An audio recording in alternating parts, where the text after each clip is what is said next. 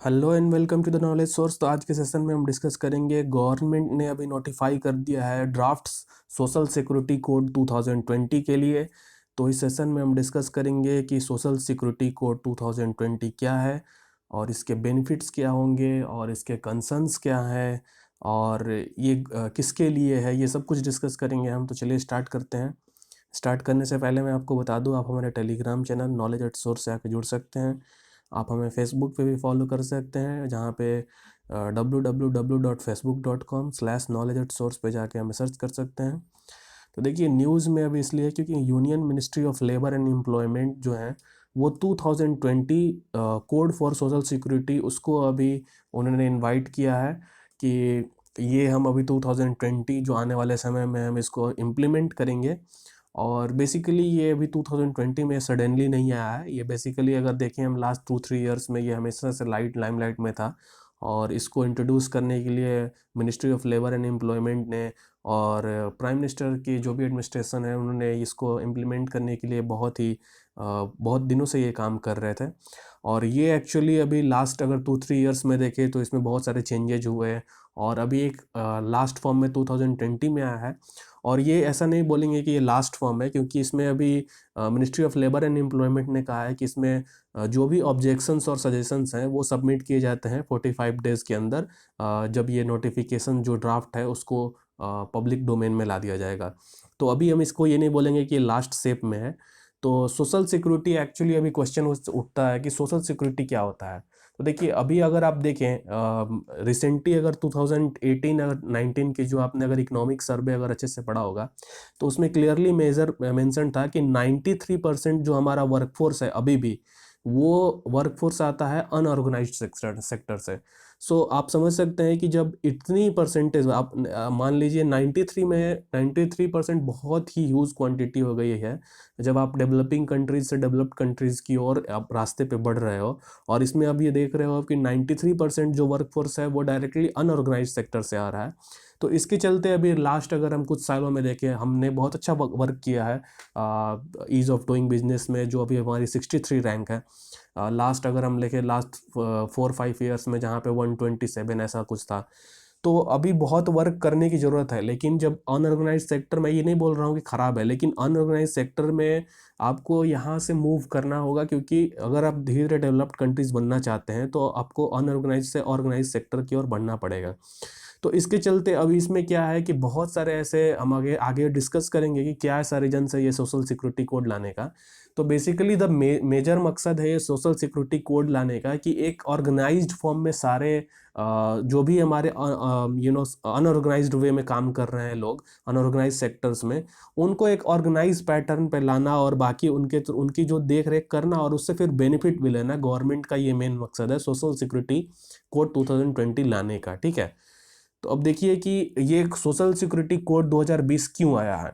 तो जैसे मैंने आपको बताया कि पहला तो ये है कि ये जो एक्ट है वो क्या करेगा कि अमेंड करेगा कंसोलिडेटेड लॉज जो है, डिफरेंट लॉज हैं related to social security within the goal to extend social security to all employees. तो पहले तो ये क्या करेगा कि एक ऑर्गेनाइज्ड वे में, पैटर्न वे में जो भी सोशल सिक्योरिटी कोड लॉज हैं डिफरेंट वेज में हैं या डिफरेंट पैटर्न है और जो एक ओवरलैपिंग सिनारियोज हैं उनको एक यूनिफॉर्मिटी उसमें लाएगा। और जिसके चलते गवर्नमेंट भी बेनिफिट लेगी और जो एम्प्लॉयज़ हैं उनको भी बहुत सारे बेनिफिट्स होंगे। सो अभी जो लेबर लॉज है, आपको मालूम होगा कि ये कंकरेंट लॉ है। तो यानी कि कंकरेंट लॉ यानी कि स्टेट सब्जेक्ट, स्टेट भी इसमें लॉज बना सकता है और सेंट्रल गवर्नमेंट भी बना सकती है, दोनों बना सकते हैं। और जिसके चलते क्या है अभी सिचुएशन कि there are around 100 state laws हैं जो कि लेबर के लिए हैं या फिर लेबर से रिलेटेड या इंडस्ट्री से रिलेटेड जो लॉज हैं। और 40 जो है सेंट्रल लॉज जो हैं वो रेगुलेट करते हैं डिफरेंट एस्पेक्ट्स ऑफ लेबर। तो लेबर जैसे आप देख रहे हैं कि 100 जो लॉज हैं वो 100 के अराउंड लॉज जो है वो स्टेट के अंडर है, जो और 40 के अराउंड जो लॉज हैं वो सेंट्रल गवर्नमेंट के द्वारा बनाए गए हैं। और ये जो अभी डिफरेंट डिस्प्यूट्स इसके चलते क्रिएट हो जाता है जब ये ओवरलैपिंग हो जाता है। मान लीजिए सेंट्रल गवर्नमेंट की एक लॉ है, एक स्टेट गवर्नमेंट की लॉ है, तो दोनों में एक ओवरलैपिंग सिनेरियो क्रिएट हो जाता है और इसके चलते ना तो गवर्नमेंट इससे बेनिफिट ले सकती है और वर्कर्स को तो बहुत सारे चीज़ों से ये गुजरना पड़ता ही है।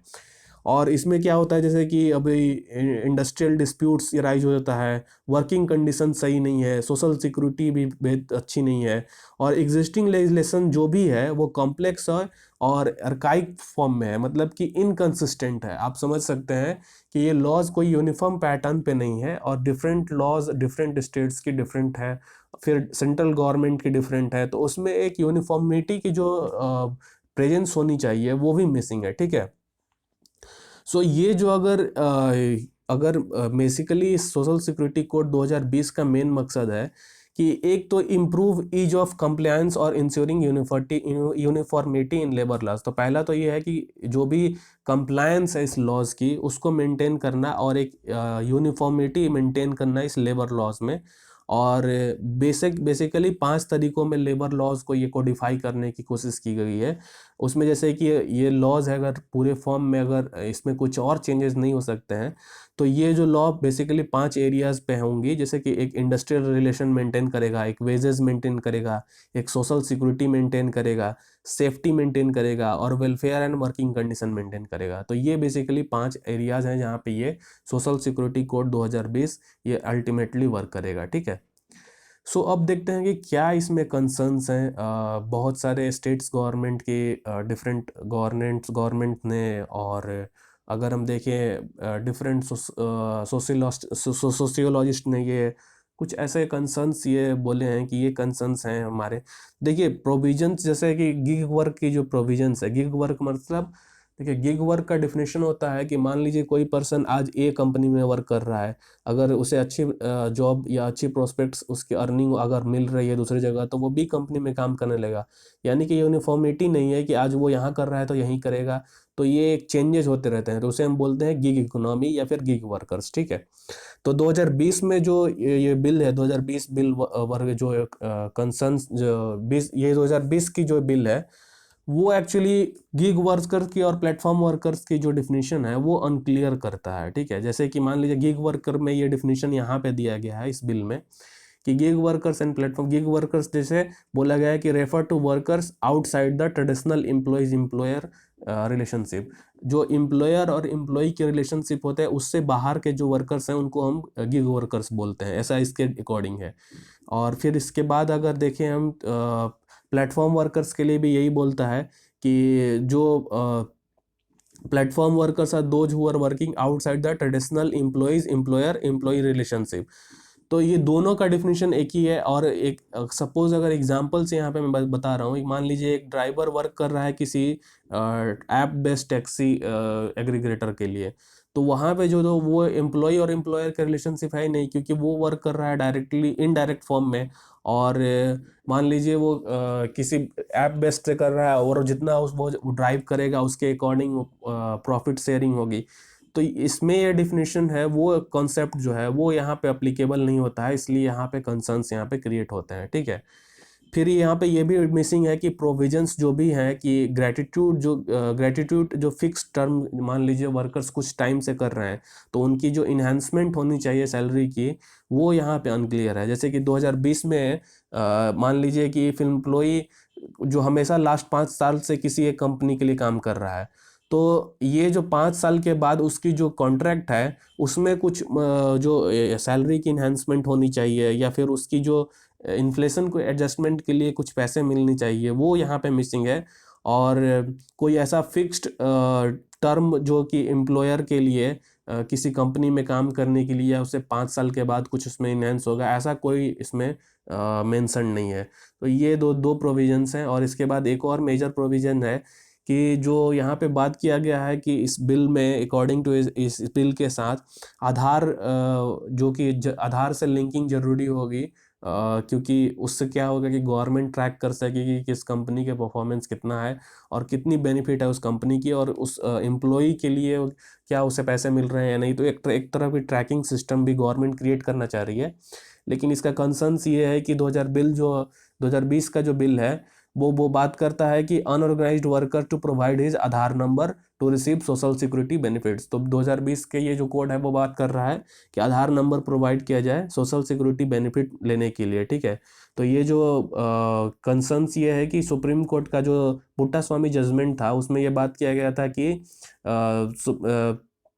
आधार कार्ड में only be mandatory for the expenditure of expenditure और सब्सिडी। तो पुट्टास्वामी में केस किया गया, बात ये था कि उसमें ये बोला गया था सुप्रीम कोर्ट के द्वारा कि जो आधार है उसकी जो बेनिफिट या किसी को किसी को कंपलसरी या मैंडेटरी उस समय है जब सब्सिडी लेने की बात हो गवर्नमेंट से, या फिर कोई भी सर्विसेज जो प्रोवाइड किया जा रहा है किसी पर्सन को वो directly consolidated fund of India से आ रहा हो। तो ये दो प्रोविजंस थे जिसमें कि आधार किसी पर्सन को बोला जाता है कि आधार देने के लिए। तो इसके लिए ये एप्रीहेंशंस कुछ हैं जहाँ पे अभी देखना पड़ेगा। अभी तो ये बिल इंट्रोड्यूस्ड होगा और इसके बाद 45 डेज के अंडर में जो भी सजेशंस आएंगे उसके बेस्ट पे इसमें कुछ चेंजेस होंगे, इसके बाद ये पास्ट हो पाएगा। तो आने वाले समय में भी देखना पड़ेगा कि क्या इसमें चेंजेस हो सकते हैं या क्या कैसे इसकी बेनिफिट्स अभी डिफरेंट एम्प्लॉयज़ को मिलेंगी।